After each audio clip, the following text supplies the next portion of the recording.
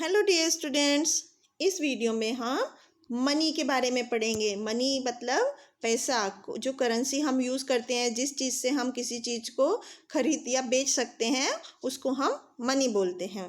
तो अब हम इसका फर्स्ट पार्ट करते हैं, add the value of notes and coins. तो बच्चों यहाँ पर कितने रुपीज़ हैं? 5 और यहाँ पर 2। तो 5 + 2 7, 7 + 2 9, 9 + 1 10। तो यहाँ पर हमारे कितने रुपीज़ हो गए? 10 रुपीज़। इसी तरह से नेक्स्ट पार्ट हम देखते हैं। यहाँ पर कितने रुपीज़ हैं? 5।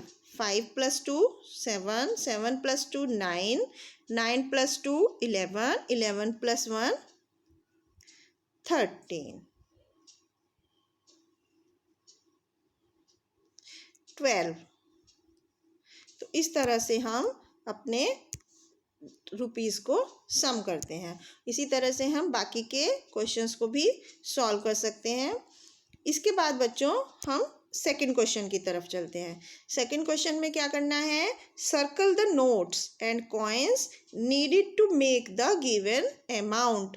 अब हमें उस सर्कल नोट्स को सर्कल करना है और कॉइन्स को सर्कल करना है, जो हमें ये रुपीज़ जो सर्किल में लिखा है उसको बनाने के लिए देना पड़ेगा।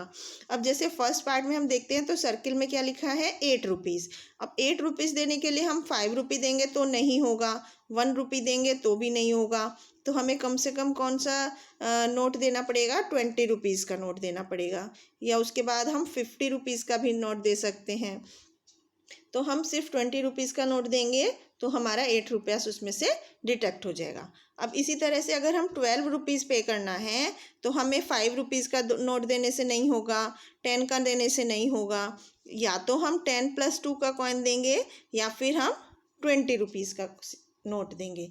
इस तरह से हम नोट्स या कॉइन्स दे के जो अमाउंट है उसको पे कर सकते हैं। इसके बाद बच्चों हम काउंटिंग मनी को गिनना सीखते हैं, किस तरह से हम पैसों को काउंट करते हैं। जैसे कि how many 2 rupees notes can you get for 10 rupees. 10 रुपये में हम 2-2 रुपये के कितने नोट ले सकते हैं? तो हम 10 को 2 से डिवाइड करेंगे तो बच्चों क्या आएगा? 2 5 = 10। तो इसका आंसर हो गया 5। अगर हम 2 के नोट 5 लेंगे तो हमारा 10 रुपीज़ हो जाएगा। इसी तरह से बच्चों हम नेक्स्ट क्वेश्चन करते हैं। यहाँ पर how many 50 rupees note can you get for 100 rupees. 100 रुपये में हम 50-50 के कितने नोट ले सकते हैं?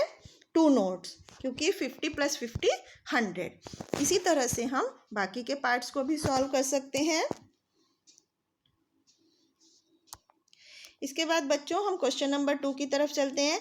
यहाँ पर हमें कुछ आइटम्स के प्राइस दिए हुए हैं, जैसे बैट 30 रुपीज़ का, बॉल 10 रुपीज़ की, कैप 35 रुपीज़ की। और अब हमें क्या करना है?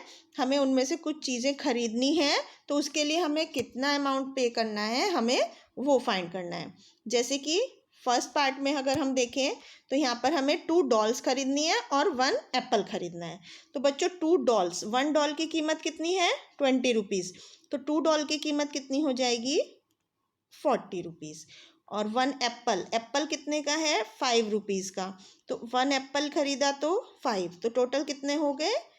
45 रुपीज़। इस तरह से हम अमाउंट को कैलकुलेट करेंगे। इसी तरह से हम एक और पार्ट करके देखते हैं। जैसे यहाँ पर हमने क्या क्या खरीदा? 1 पेन। तो पेन कितने का है? 7 रुपीज़ का। तो हम यहाँ लिखेंगे 7। फिर हमने 1 पेंसिल खरीदी। पेंसिल कितनी है? 4 रुपये की। उसके बाद हमने 1 शार्पनर खरीदा। शार्पनर कितने का है बच्चों? 3 रुपीज़ का। तो हमारे टोटल कितने हो गए? 14 रुपीज़। इस तरह से हम अपनी अमाउंट को कैलकुलेट करेंगे कि कितना पैसा हमें क्या क्या चीज़ खरीदने के लिए चाहिएगा। तो इस तरह से बच्चों हम मनी के बारे में, पैसे के बारे में देखते हैं कि हमें कितना रुपया देने के लिए क्या क्या चीज़ें, कौन कौन से नोट हम दे सकते हैं। जो उससे बड़ा अमाउंट का नोट है हमें वो ही देना पड़ता है, और क्या क्या रेट को ऐड करके कितना सामान हम लेते हैं उस हिसाब से हमें अमाउंट पे करनी होती है। तो ये था बच्चों मनी के बारे में। आई होप आपको समझ में आया होगा। Thank you.